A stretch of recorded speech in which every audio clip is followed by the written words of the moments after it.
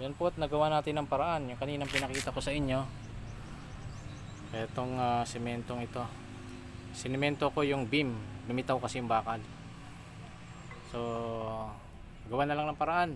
So at least nagawa ng paraan, biyaya ng Panginoon. So wala namang problema ang hindi nasusolusyonan. So at least papaano mape-prevent yung pagpasok ng absorb ng tubig dun sa loob. Ito rooftop ito. Ayan, laki ng binakbak ko. Ayan pa lang, konti lang ibinakbak ko kasi wala akong time. So ngayon, at least papaano yung beam na proteksyonan at yung bakal.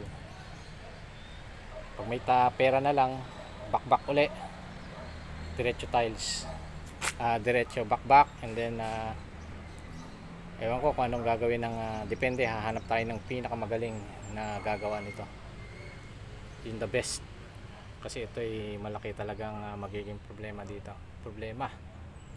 So hanggang dun yan, babakbakin pa yan hanggang dun kasi katok lahat yan, toppings lang yung taas eh.